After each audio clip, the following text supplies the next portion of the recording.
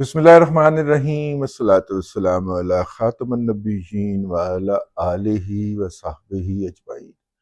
अस्सलामु अलैकुम व रहमतुल्लाहि व बरकातुहू। ताज़ा तरीन खबर है ये जी इस्तांबुल से, जहाँ पे पाकिस्तान और अफ़गानिस्तान के वफूद के दरमियान मुज़ाकरात हो रहे हैं, और इन मुज़ाकरात के अंदर पाकिस्तान के वफ़द की क़यादत जो है वो वज़ीर दिफ़ा ख्वाजा आसिफ कर रहे हैं। उनके साथ पाकिस्तान की कौमी सलामती के मुशीर और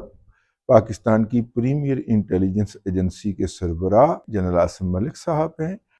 दफ्तर खारजा के कुछ आला अफसरान हैं, जबकि अफ़गानिस्तान की तरफ से उनके वज़ीर दिफ़ा मुल्ला उमर के साहबजादे मुल्ला याकूब मुजाहिद जो हैं वो हैं, उनकी खुफिया एजेंसी के सरबराह, जिनको मुल्ला हिब्बतुल्लाह अख़वंज़ादा का राइट हैंड समझा जाता है, सीधा हाथ कहा जाता है। और उन्होंने बहुत सारे ताले जो हैं ख़ास तौर पे अमरीकियों के साथ हिब्बतुल्लाह साहब की कम्युनिकेशन और लेन देन के सारे मामलात जो हैं वो भी चला के दिखाए हैं और खोले हैं वो ताले उन्होंने हिब्बतुल्लाह के लिए, और उनके वो मोतमद साथी समझे जाते हैं वो हैं। और इसके अलावा उनके दोहा दफ्तर के अंदर जो सुहेल शहीन एंड कंपनी है वो उनकी मामलत कर रही। तो ताज़ा तरीन इतलात ये हैं कि अफ़गान वफ़द की तरफ से सलाह मशवरे के लिए और सोच विचार के लिए मज़ीद वक्त मांगा गया है पाकिस्तान के हम मनसब से या पाकिस्तान के वफ़द से। अब ये वाली डिमांड जब अफ़गानिस्तान के वफ़द से रखी गई तो इसकी मुखालफत सबसे पहले तुर्की ने की। इससे पहले हम ये खबर सुन चुके थे कि तुर्की की हुकूमत ने अपने नुमाइंदे को जो है वो इन मुज़ाकरात से बाहर निकलने का हुक्म जारी कर दिया है, क्योंकि तुर्की का ख्याल है कि अफ़गान जो हैं वो बिल्कुल ड्रामेबाजी कर रहे हैं, रंगबाजी कर रहे हैं, उनका कोई नीयत नज़र नहीं आती। और ये बात जहन में रखिए कि तुर्की इस वक्त बहुत सारे जो पहले नॉर्दर्न अलायंस होता था या कभी शूरा नज़ार होता था, उसके कायदीन की पनाहगाह और मस्कन है। इसके अलावा ताहम तालिबान के वो लीडर भी जो मौजूदा मुल्ला हिब्बतुल्लाह अख़वंज़ादा क़यादत के साथ इख्तिलाफ़ात रखते हैं और बावजूद अपनी बदअमालियों के पाकिस्तान में नहीं आ सकते, वो तुर्की के अंदर मुकीम हैं। तो इस तरह तुर्की का भी अफ़गानिस्तान के अंदर एक स्टेक बन जाता है। अफ़गानिस्तान के अंदर 4 एयरपोर्ट्स जो हैं तालिबान ने आते ही उनकी निजकारी की थी, जिनके अंदर काबुल और कंधार के एयरपोर्ट्स भी शामिल हैं। और निजकारी के अमल के बाद वो चारों के चारों एयरपोर्ट्स जो हैं वो एक ऐसी कंपनी ने लिए हैं जिसके अंदर कतर और तुर्की जो हैं वो जॉइंट वेंचर पार्टनर हैं। इस तरह इन दोनों को मुज़ाकरात में रखने की बुनियादी वजह ये थी कि इनका तालिबान पे इस हवाले से कोई असर रसूख है। हमारे यहाँ तो फ्लाइट भी मुल्ला हिब्बतुल्लाह ने बंद करवा दी है, अमलन बंद हो गई ना, कि फ्लाइट पाकिस्तान से काबुल के लिए या इस्लामाबाद से काबुल के लिए उड़ने से पहले मुसाफिरों की फहरिस्त जो है वो रवाना की जाती है, और बहुत ताख़ीर के साथ काबुल की तरफ से उन मुसाफिरों की क्लेरिफिकेशन जारी की जाती है। बाज़ औक़ात तो वो जो फ्लाइट होती है सुबह मॉर्निंग में जाती है, बाज़ औक़ात तो वो जो रनवे होता है वहां पे जा चुकी होती है, उनकी तरफ से मैसेज आ जाता है कि ये मुसाफिर जो हैं इनको लेके काबुल ना आया जाए, तो फिर जहाज को रेंगते हुए वापस आना पड़ता है, उस मुसाफिर को और उसका सामान जो है वो उतारना पड़ता है, और फिर वो फ्लाइट दोबारा जाती है काबुल। तो अमलन जो है वो उन्होंने बेअमल कर दी है पाकिस्तान के साथ कोई कम्युनिकेशन। हालांकि ये 40 या 42 मुसाफिरों का एक तियारा होता है छोटा, ये 40-42 मुसाफिर ले जाएगा या 40-42 मुसाफिर वापसी पे ले आएगा, इससे अफगानों की जिंदगी के अंदर ही आसानियां पैदा होंगी। लेकिन बाज़ औक़ात PIA अपने महदूद वसाइल के बायस उस फ्लाइट को कैंसिल कर देता है, और बाज़ औक़ात अफ़गानों की तरफ से इतना अदम तावन होता है। तो मैंने कहा कि ज़रा सारी सूरत हाल जो है वो आपकी खिदमत में अर्ज कर दी जाए। अफ़गान तालिबान किस बात के ऊपर अटके हुए हैं ये मैं आपकी खिदमत में अर्ज कर देता ہوں، وہ کہتے ہیں جی پورا افغانستان آپ ہم سے لے لیں، طالبان کی قیادت کہہ رہی ہے کہ پورا لے لیں آپ ہم سے، لیکن ہم لکھ کے آپ کو ایک لفظ بھی دینے کو تیار نہیں ہے، ٹھیک ہے؟ اور اس کے جواب کے اندر آپ ہمیں لکھ کے دیں کہ آپ تجارت کھولیں گے اور آپ جو ہے یہ لوگ ہمارے رہا کریں گے، اور یہ جو ٹی ٹی پی ہے اس کو پاکستان کے بارڈر ایریا سے اٹھا کر بامیان اور ہرات اور ان دور دراز علاقوں میں جا کے آباد کریں گے،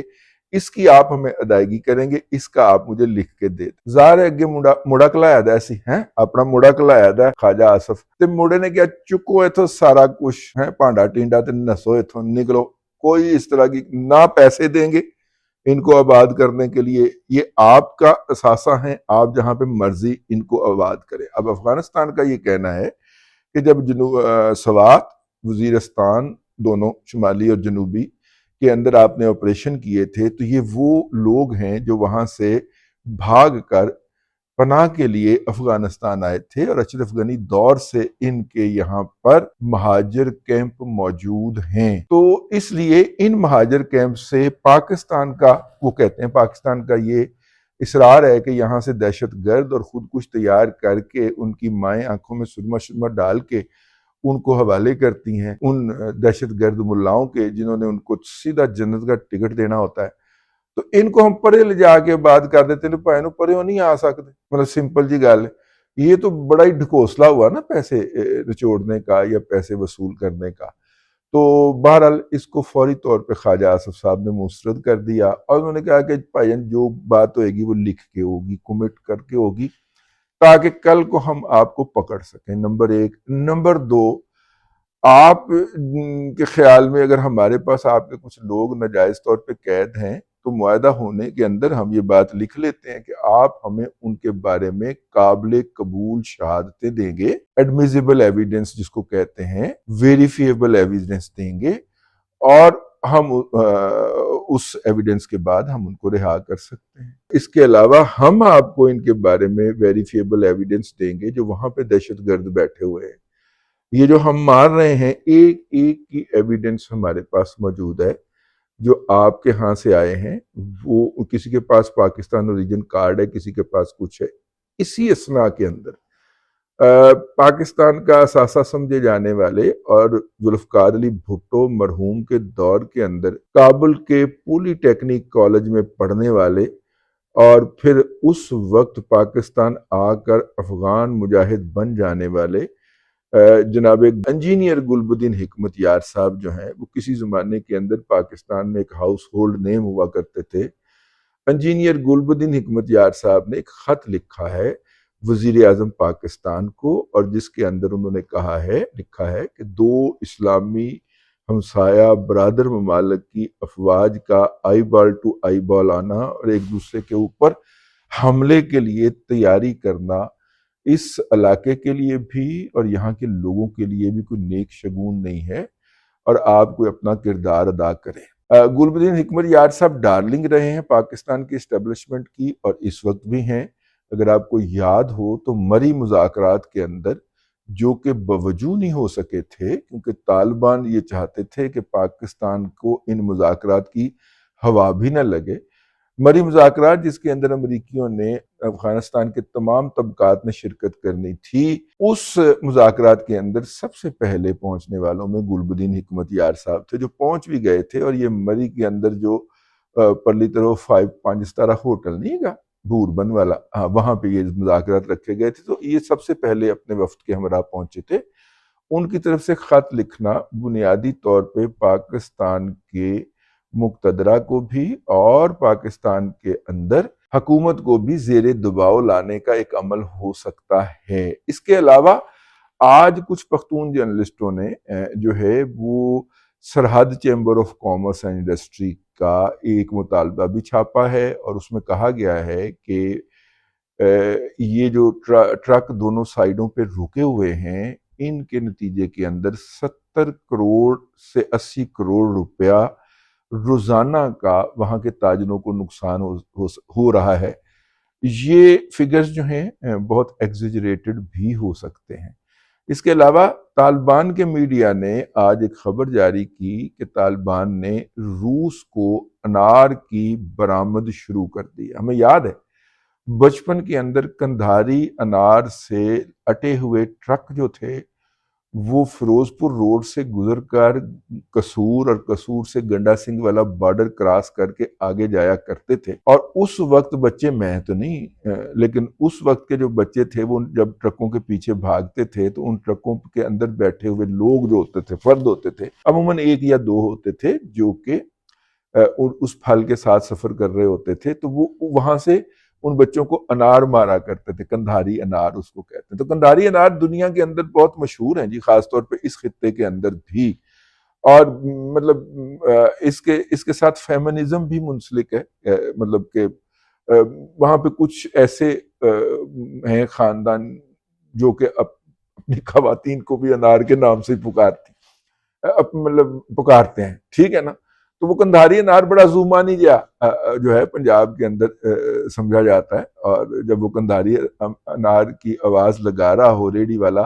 تو ساتھ میں زیر لب مسکرا بھی رہا ہو۔ تو یہ میں نے کہا کہ یہ بھی بتا دیا جائے۔ تو وہ کندھاری انار جی اب روس ایکسپورٹ کرنے کا انہوں نے بڑے فخر کے ساتھ بتایا ہے۔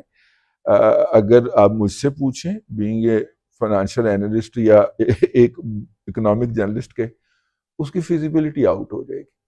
ایک تو پہنچنے میں بہت دن لے گا روس پہنچنے میں، کیونکہ راستے میں اس نے پہلی تو یہ 3 سینٹرل ایشیا میں سے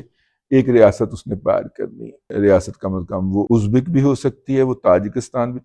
کے ساتھ تو اچھی تعلقات نہیں ہے، ازبکستان کے ساتھ تھوڑے سے ہیں۔ ازبکستان سے گزر کے وہ قزاقستان جائے گا، قزاقستان سے گزر کے پھر وہ روس میں داخل ہوگا، اور انجن اگر مسلسل چلتا رہے اور آگے سے ہر سگنل کلیئر ملے تو یہ ٹرین جو ہے یہ 5.5 دن کے اندر وہاں پہ پہنچے گی، جبکہ قندھار سے چلنے والا ٹرک جو ہے وہ اگلے 24 سے 48 گھنٹے کے اندر کراچی، پنڈی یا لاہور کی مارکیٹ کے اندر ڈلیور ہو جاتا ہے۔ تو لیکن ظاہر ہے کہ وہاں ادھر کو جو ٹرک جانا ہے، یہ میں نے آپ کو ریلوے کا بتایا ہے، اور ریلوے جو ہے وہ ازبکستان کے بارڈر سے 7 یا 8 کلومیٹر یا 12 کلومیٹر ہے، 40 کلومیٹر بھی ہو جائے وہ اندر آتی ہے۔ وہاں تک کندھاری انار کا پہنچنا بھی کوئی 4 سے 5 دن کا عمل ہے، تو یہ جاتے جاتے گل سڑ جائیں گے۔ ہاں کنٹینرز کے اندر اگر جائیں گے تو پھر تو کمال کی بات ہوگی، لیکن پھر اس کا خرچہ بڑھ جاتا ہے، اور ریفر کنٹینر جو ہے وہ تو افغانستان کے اندر ملنا کافی مہنگا اور مشکل کام ہوگا، اور اتنی بڑی تعداد میں بھی دستیاب نہیں ہوگا۔ یہ جو ہزاروں ٹرک ادھر کھڑے ہوئے ہیں پرلی طرف یہ والے انار لے کر ویسے آپس کی بات ہے، ہم نے افغانستان سے ٹماٹر امپورٹ کیے بغیر ہی 200 روپے کلو کر لیے۔ آج میں نے لاہور کے علاقے جوہر ٹاؤن کے اندر گزرتے ہوئے جو ہے وہ دیکھا، تو وہ جو سستا بازار ہے اس میں 150 روپے کلو بک رہے تھے، اور اس کے بعد سبزی والے کے پاس سے گزرا تو وہاں پہ 200 روپے کلو رکھا ہوا تھا، لکھا ہوا تھا۔ تو اس کا مطلب یہ ہے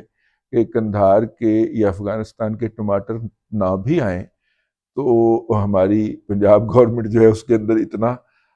ہمت ہے، اتنا حوصلہ ہے کہ وہ چیز اشیاء کی قیمتوں کو کنٹرول کر سکے۔ تو یہ ہے جی اب تک کہ افغانیوں کو مزید وقت مل گیا ہے، میرا خیال ہے مل گیا ہے، کیونکہ انہوں نے کہا کہ قطر نے پھر حمایت کر دی کہ نہیں آپ ایک دن اور دے دیں،